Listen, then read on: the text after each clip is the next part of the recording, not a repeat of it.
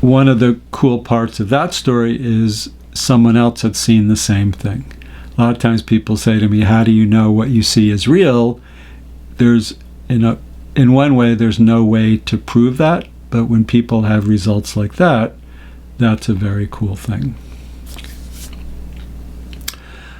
So always when I'm working with people, these healing beings or forms come in, and like I said, they can be all sorts of things. There are always many, many angels around, and that's something that's always available for you.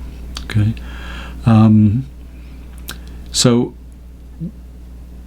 we have our third eye in the center of our forehead here, and there's different parts to that. So even when we're trying to connect into the third eye, we want to connect into the top part of it, which is connecting very, into a very high place. We want to keep our intention a great way I've heard it explained is etc. Okay, so there's always higher levels.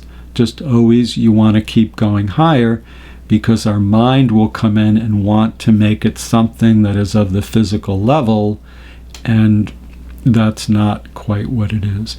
And when we can connect to that high level, so when I met the meditation, the basic soul meditation, and I've been doing that pretty much every day for many years, at some point this incredible energy comes into my body.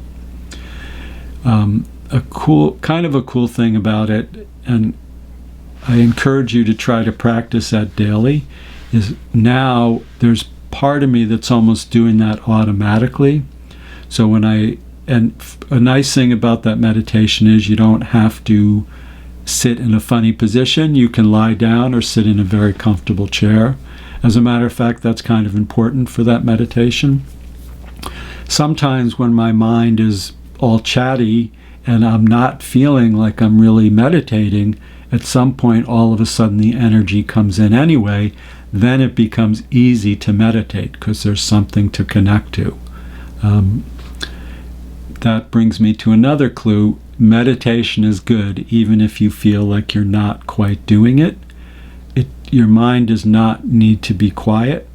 Definitely to start as you practice.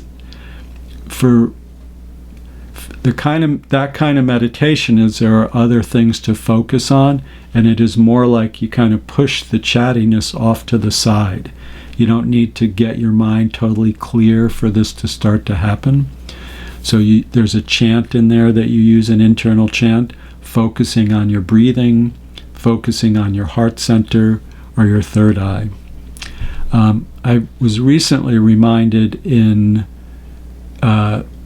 acupuncture, there's a part of it where your soul, the seat of your soul, is actually at the back of your tongue, and this came to mind, and I'm glad that it did, because I started to explore that a little bit and discovered if I connect to my third eye, the back of my throat, and my heart center, it creates like this big thing here, and it's been good.